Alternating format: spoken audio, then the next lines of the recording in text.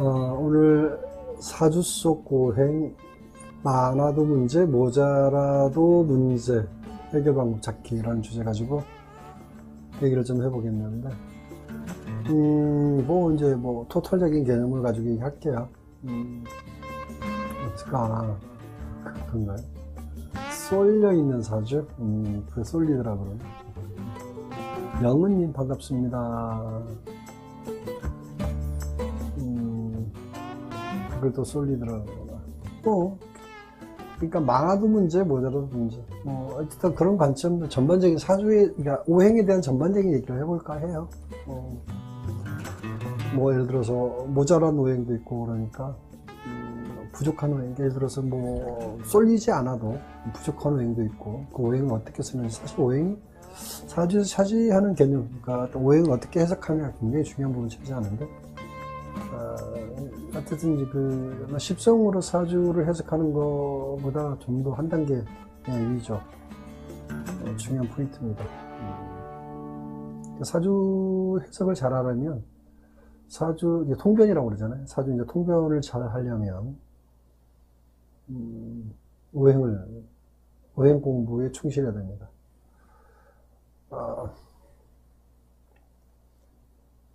그 모든 음양과 오행은 여러분 잘 아시니까 자세한 얘기 할 건 없지만 세상에 그 모든 거는 음양과 오행에 다 포함시킬 수 있거든요. 그게 이제 직업으로 드러나든 정신적인 부분이든 어쨌든 그 모든 거는 다 음양과 오행 안에 포함되어 있기 때문에 그러니까 압축하면 다 음양, 오행 안에 다 들어간다는 거, 세상 그 모든 거는. 그걸 분류해낼 수 있는 능력이 사주 보는 능력하고 같죠. 직업을 잡아내는데도, 직업을 이렇게 집어내는 능력도 음양과 오행을 통해서 집어내죠. 제가 사주 보면서 목을 쓰니, 화를 쓰니 하면서 하는 얘기들이 자꾸 이제 그런 맥락인데, 많았을 때 설계하면서 쓰는 것도 있고요. 모자란 거 끌어당기는 거 아니면 없는 걸 뽑아 쓰는 거 이런 부분들이 감각인데 그 감각이라는 게 이제 사실 중요하죠. 어떤 걸 쓰느냐라는 관점에서 보는 거니까. 그게 이제 소위 우리가 얘기하는 용신, 그렇게 얘기하잖아요. 용신. 우리가 이제 일반적으로 용신에 대한 얘기를 많이 들어봤을 거예요. 근데 용신이란 말을 저는 잘 안 쓰려고 하는 게 뭐냐면, 기존의 관점에 용신에 매어서 사주를 보기 때문에 용신이나 언어를 잘 안 쓰거든요. 제가 이제 예를 들어서 목을 쓴다, 화를 쓴다, 토를 쓴다, 이런 부분으로 얘기하는 거. 이게 이제 용신적 개념이라고 보면 됩니다. 근데 이제 기존의 용신이라는 언어가 하도 어떤 뭐라고 그러죠, 개념을 흐트러뜨려 놔가지고 워낙 다양한 용신의 각도가 있어서 그래서 제가 용신이란 말을 쓰지 않죠. 용신이란 말은 보는 각도에 따라서 달라질 수 있기 때문에 90년대 이전의 사주 관법은 거의 용신 관법이었죠. 용신을 잡아서 용신 운이 오면 좋다 나쁘다 이렇게 사주를 보는 방법으로 사주를 봤는데 지금은 용신 얘기하는 사람 많이 이제 없어졌죠. 그 이유가 없어진 이유가 뭐냐면 사주 뭐든지 발전하잖아요. 뭐든지 학문은 항상 발전하게 돼 있죠. 그래서 용신이라는 자체가 정말 신통방통한 하나의 어떤 대단한 관법이었으면 더더욱 발전해서 용신이란 말을 많이 쓰겠죠. 근데 가면 갈수록 사람들이 용신이란 말을 안 쓰는 이유가 뭐냐면 그거 참 답답한 관법이기 때문에 맞지도 않는 걸 억지로 끼워 맞추는 듯한 어떤 그런 것이기 때문에 이게 이제 안 맞으면 쇠퇴하게 돼 있어요. 모든 이론이 그렇잖아요. 지금 그렇다고 보시면 돼요. 그래서 지금도 용신을 논하는 사람도 있습니다. 근데 사실은 물론 나름대로 용신이라는 자체 의미는 분명히 있어요. 분명히 없지는 않아요. 있지만 어떤 식으로 발전적으로 그거를 변형시켜서 좀 더 이렇게, 그거를 이제, 그런 방식으로 쓰는 사람이 모르지만, 기존의 방식으로 용시 쓰는 사람들은 정말 구태에 의연한 사람이죠. 사주에서는 온고의지신할 필요 없습니다. 사주에 온고의지신한 거는, 어찌 보면 뒤처지는 사람 같아요. 사주학계에서. 옛날 게 좋은 것도 있고요. 옛날 게 좋은 것도 있지만, 사주학 자체는 절대 그렇지 않습니다. 이 변화에 대해서. 그래서 이제 그게 바로 통변이라는 말이 그 말이거든요. 변통한다, 통변한다. 통변이란 그 말에 뭐가 숨겨져 있냐. 시간과 공간이라는 게 들어있어요. 그러니까 시간적인 부분에, 시간과 공간에 의해서 변형된 거. 똑같은 물질이더라도 공간에 의해서 그러니까 시간에 의해서 달리 해석될 수 있다는 거죠. 똑같은 물질도. 시간과 공간에 의해서 달리 해석되는 거죠. 그게 사주거든요. 그래서 변하지 않으면 안 돼요. 그래서 원고의지신하는 어떤 과거의 관법의 연연하에서 그런, 특히 이제 그래서 제가 말씀드리는 게 뭐냐면, 지금도 이제 격국 용신을 따지는 사람들은 어느 정도 기본적인 부분을 따지는 거는 어느 정도 그럴 수 있죠. 언어적인 개념이니까. 근데 그걸 가지고 이제 사주 자체를 재단하려고 하는 거, 전체적인 통변을 하려고 하는 그런 관점으로 이제 사주를 접하는 사람들은 문제 있습니다. 그게 이제 아까 말한 불필요한, 그러니까 고법, 옛날에 갖고 있는 걸 버리지 못해서 끌어안고 가면서 오류를 지속적으로 끌어안고 가는 거하고 같죠. 그래서 격국이나 용신과 직접적으로 연결고리가 되는 게 십성이죠. 정제니 편제니 정관 편관, 이런 용어로서 사주를 해석하는 걸 얘기하는 거예요. 당연히 정관이다 편관이다 얘기하는 건 당연히 그렇게 미익을 해야죠. 언어인데, 소통 언어인데 이름 짓는 거잖아요.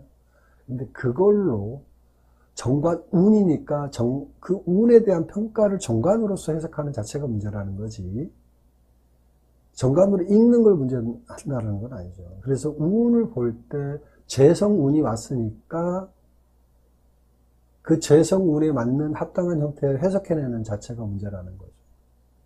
그런데 대부분이 그렇게 해석을 하고 있죠, 현재도. 그게 문제라는 거죠. 결국은 이제 손님들한테 된통 당하죠, 이제는. 가면 갈수록 요즘은 이제 사주 공부, 뭐라고 그러죠, 사주 프로가 아닌 사람들도 사주 보는 능력이 굉장히 탁월한 사람들이 많아요. 어느 정도 다 공부한 사람들이고 사주 보면 알아요, 되게. 내 사주는 어떻다, 또 사주가 어떻다, 나름대로 그냥 기본적인 부분은 통변을 합니다. 그 통변적인 부분이 어떤 적인 거냐면, 십성으로 통변하는 건 다 알아요. 왜냐하면 지금 유튜브를 보시면 여러분도 아시겠지만 어디를 보나 다 똑같이 십성으로 이제 정제운이니까 편조 이런 얘기를 다 들어봤기 때문에, 그것도 뭐 보는 데마다 다 그런 식으로 얘기하니까 뭐 서너 번, 여덟 번만 들으면 이미 익숙해져 있기 때문에 사주를 보면서 정제운이다, 통제, 그러면 어떤 얘기 나올 거라는 걸 다 알죠. 그런데 손님 앞에서, 예를 들어 상담하는 손님 앞에서 사주를 꺼내 이렇게 얘기하면서 정제운이니까 똑같이 손님이 똑같이 읽고 있는 거죠. 이건 이제 이런 경우가 어떤 케이스냐면, 한때 타로가 우리나라에 들어오면 90년대 2000년 초반에 타로 90년대 후반부터 서서히 들어오기 시작했어요. 90년대부터 들어오기 시작했죠. 그러면서 타로가 들어오면서 처음에 들어왔던 그 타로가 이제 몇 개 안 했죠. 타로 가지수가 몇 개 안 됐어요. 그게 이제 대표적인 타로가 지금도 이제 하나의 표본이 되는 타로죠. 그게 이제 어떤 기준점이 되는 타로가 유니버설 웨이트라는 타로 카드가, 그게 이제 어떤 기본의 핵심이죠. 72장 메이저 카드, 그러니까 마이너 카드, 메이저 카드의 핵심 12장, 60장이 72장인가요? 그게 이제 통변의 핵심인데, 처음에 타로 카드 하는 사람, 그때 당시 2000년 초반이나 90년대 타로 카드 하는 사람들은 이제 오직 그거 하나 가지고 이제 다 했죠. 누구나 다 그 카드 가지고 이제 타로 카드 점을 다 봤어요, 과거에. 어느 정도 세월이 지나니까, 예를 들어서 100군데에서 다 100군데 타로 선생들이, 타로 해석하는 사람들이, 그거 가지고 다 하니까, 이제 손님들의 입장에서는 딱 봐도 자기가 해석하고 있는 거야.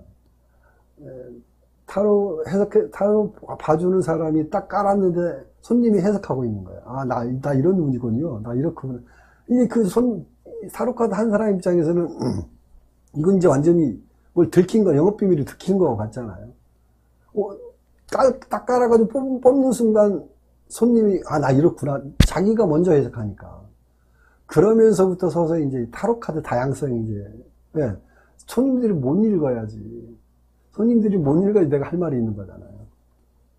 그래서 이제 매뉴얼은 비슷하지만 타로카드, 뭐라고 그러니까, 그림만 이제 달라지는 형태에서. 물론, 기본 매뉴얼은 같고 그림에 의해서 변형된 건 있지만 기본 모태가 똑같기 때문에 12장, 60장 메이저 카드, 마이너 카드 개념이 똑같기 때문에 본질은 변할 수 없거든요. 그래서 색깔이 바뀌고 그림이 달라졌기 때문에 이제 해석을 달리하는 것처럼 이렇게 액션을 일종의 말하자면 이제 트릭이죠. 약간의 트릭을 쓰는 건데, 왜냐하면 손님들이 먼저 읽고 있으면 정말 타로 카드 본 사람 입장에 답답할 거 아닙니까? 지금 이제 그때 타로는 쉬웠기 때문에 이제 그래서 변화가 빨리빨리 오기 시작했고 새로운 카드들이 많이 나오기 시작했죠.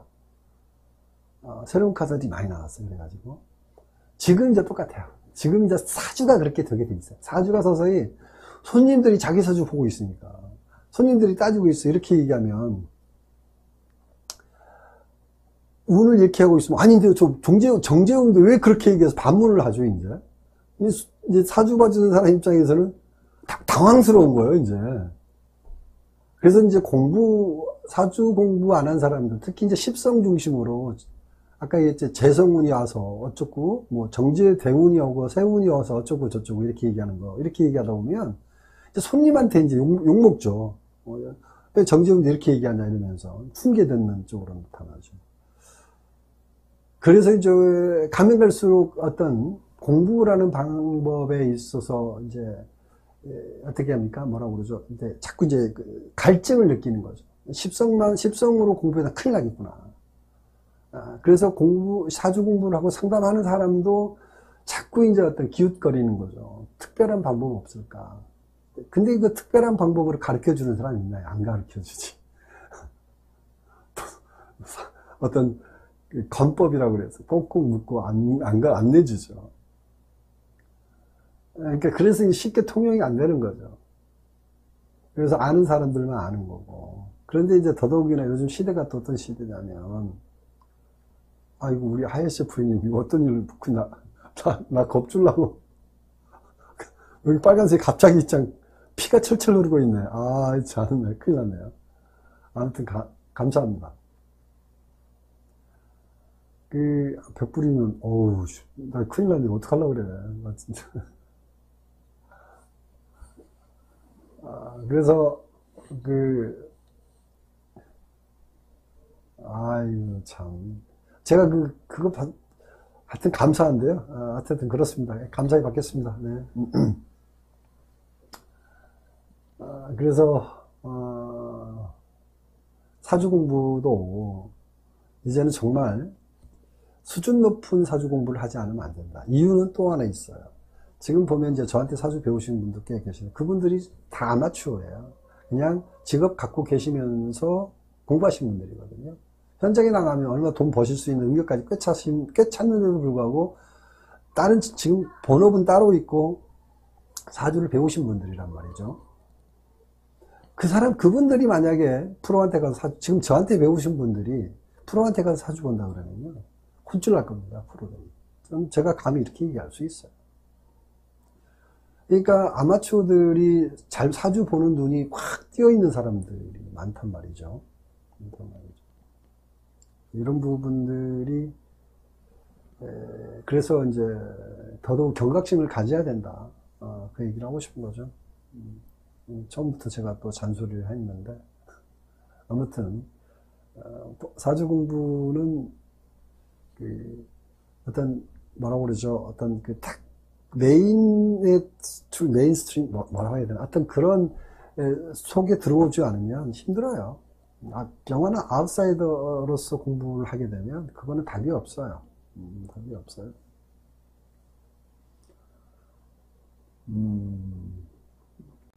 네. 자, 오늘 주제가 사주 속 오행 많아도 문제, 모자라도 문제, 해결 방법 찾기 이렇게 얘기를 했는데, 일단, 저는 또 항상 실전 중심으로 사주를 보는 사람입니다. 분인 이론은, 결국 이론에 불과한 사주 이론은 사주 이론이 아니죠. 그냥 위한 이론이라는 거는 그냥 말장난이죠. 한마디로 말하면. 그 말장난하는 이론 가지고 놀아나는 거는 참 안타까운 거예요. 사주에 적용 안 되는 이론을 적용되는 것처럼 착각하게 만들면 안 되죠. 그죠? 그래서 사주 이론은 어디까지나 실전에서 적용되지 않는 사주 이론은 안 하는 게 좋은데, 그러니까 믿거나 말거나 이렇게 해대는 거죠. 그게 이제 그냥 그것도 이제 그런 부분을 이렇게 캐치해내는 사람이 있고 못하는 사람이 있으니까 그게 안목이라고 그러잖아요. 안목이 중요하죠. 오행의 관점에서 오늘 주제에 맞는 관점에서 좀 사주를 풀어드리도록 하겠습니다. 새로운 분들 중심으로 제가 이제 먼저 해드리는데 오늘 뭐 안 계신 것 같으니까 우리 회원님도 신청하시면 오행 중심으로 한번 사주를 풀어드리도록 하겠습니다. 오행으로 사주 보는 게 굉장한 정확성과 핵심을 집어내는 아주 포인트가 되는 부분이에요. 여러분도 이제 앞으로 사주 보시면서 오행이라는 부분의 메리트, 오행으로 사주 보는 게 굉장한 어떤 사주의 핵심을 집어낼 수 있는 여지의 기운이 있다는 걸 이제 많이 느끼실 건데, 자, 네, 멜리사님, 두 개 더 추가돼서 언급 포함, 운에서 온다고 해서 추가되는 건 아니에요. 자, 멜리사님 거 한번 보면서 얘기해 볼까요? 그렇지 않고 멜리사님 지금 또 제일 1등으로 들어오셔서, 1등으로 들어오시면 좀 내가 반갑고 고맙죠. 당연히. 자, 일단 멜리사님 질문에 대한 부분을 일단 답을 좀 해볼게요. 멜리사님이 어떻게 얘기했냐면, 올해 목이 두 개 더 추가돼서 온구 포함 총 6개 되는데 더 힘들면, 그러니까 이렇게 얘기하시는 것 같은데, 뭐냐면 34대운의 정묘대운, 그 다음에 올해 개묘, 그 다음에 묘모 이렇게 있어서 총 6개 됐다는 얘기. 뭐 나름 어떤 개념적으로 목의 개념이 기운이 들어온 건 맞죠. 맞는데 운의 해석은 이제 오행으로만 하는 게 아니고 원국은 오행적 개념으로 얘기를 해요. 원국 오행적 개념의 중요한 포인트. 이 원국이란 게 8글자가 갖고 있는 어떤 그 오행에서 강하게 드러나 있는 오행의 힘의 어떤 균형적 개념을 중요시하면서 얘기를 하는데, 운에서 오는 걸 똑같이 어떤 원국의 개념하고 연결한 어느 비중적 개념이 있다 하더라도 운에서 오는 거에 대한 개념은 오행적 개념도 어느 정도 얘기는 하지만 그보다 더 중요한 포인트가 있어요. 이 사주 전체 맥락하고 연결되어 있지만, 이게 물론 이 사주가 전체 목이 많으니까 목이 왔다는 부분 당연한 거지만 그렇지 않고 각도라는 관점도 있어요. 연지에서 보는 각도, 월지에서 보는 각도, 일지에서 보는 각도, 이 각각의 각도에 의해서 신살적 기운이 일어나요. 그 신살이라는 자체가 결과적으로 이 사주에서 나타나는 현상, 사건, 사고적 개념의 일들이 더 중요한 포인트로 작용하죠. 오행에 따르는 것보다 이게 굉장히 중요한 얘기입니다. 근데 대운이라는 거는 목이 들어왔다라는 것도 중요하지만, 대운은 이 사주가 지금 언제냐면 6햇살 대운이거든요. 육회살 대운이라는 그 이름이 더 중요하지. 묘목이 들어와서 목이 하나 추가됐다라는 에너지적, 오행적 에너지적 개념의 비중이 더 강하지는 않습니다. 육회살이라는 자체가 내 사주 안에 들어와서 그 자체의 어떤 육회살의 관점에서 나를 좌지우지하는 게 있죠. 그게 신살의 개념이죠. 신살의 개념인데, 아무튼 이 부분이 더 포인트로서 볼 필요가 있다라고 얘기합니다. 근데 이제 제가 얘기하는 거고, 다른 사람들은 내가 이렇게 얘기하면 이렇게 뭐라고 얘기하겠죠? 웃기는 소리 하지 말라고 또 뒤에서 그런 얘기 하는 사람도 있겠죠. 왜냐하면 기존의 간법으로는 말이 안 되는 거니까. 또 이제 멜리사님처럼 목이 들어왔다. 목대운이 들어왔다. 이제 이렇게 해석하는 게 일반적이고, 또 그렇게 보는 게 지금 다들 그렇게 보고 있기 때문에, 제가 하는 얘기에 대해서 오히려 이제 반발하는 사람이 더 많을 수 있다는 것도 알아요. 알아요. 왜냐면 기존에, 아까 얘기했죠. 처음에 얘기했어. 온고의 지신. 사주학은 온고의 지신이 좋은 게 아닙니다. 아닌 거를 끝까지, 붙들고 가는 거는 좋지 않습니다. 아닌 걸 붙들고 가는 사람처럼 바보스러운 사람이 없습니다. 아무튼 그래서 그런 부분이고, 올해 또 기운적으로 육회살이거든요. 올해가 또 이런 부분에 의해서 나타나는 현상이 업앤다운의 형태가 좀 크죠. 뭔가 마음은 급한데, 멜리사님, 마음은 급한데 갈 길은 먼데 마음만 급하고 주변에 여건 조성이 되어 있는 건 대체로 되어 있지 않고, 뭐 이런 것 같아요. 뜻은 높이 있는데 현실은 쫓아가 주지 못하고, 그렇습니다. 멜리사님 말씀 맞아요. 건강적인 부분도 문제가 드러날 수 있는 것이 되어 있고요. 그래서 이런 때는 좀 어떻게 생각해야 되냐면 한 템포 좀 낮추셔야 돼요. 이렇게 좀 가라앉히셔야 돼요. 의도적으로라도.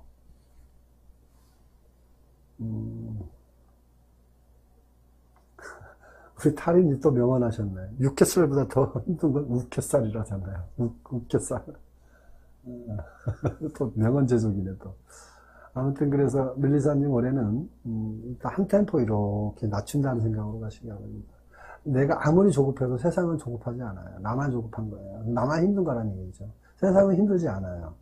이게 세상은 힘들지 않다는 얘기가 뭐냐면 남들은 힘들지 않다고 똑같아요. 세상은 곧 남을 얘기하는 거예요. 나의 경쟁자이고 내가 상대하는 사람들을 얘기하는 수도 있어. 세상이라는 자체는 막연한 세상이 아니라 내 주변에서 나름대로 그냥 살아가는 그 사람들 자체가 세상인 거거든요. 그래서 외로운 거예요. 더더욱이나. 나는 조급한데 남들은 여유 있어 보이고, 남들은 나름대로 잘해나간 것 같은데 나는 지금 뭔가 이렇게 정체돼 있고, 이런 상황, 이런 어떤 심리적인 부분이 들어가면 우울증이 생기죠. 힘들어지죠. 그래서, 조금 쉽진 않지만 그래도 좀 다운시킬 필요는 있다. 다운시킬 필요는 있다. 이 말씀 드리는 거죠.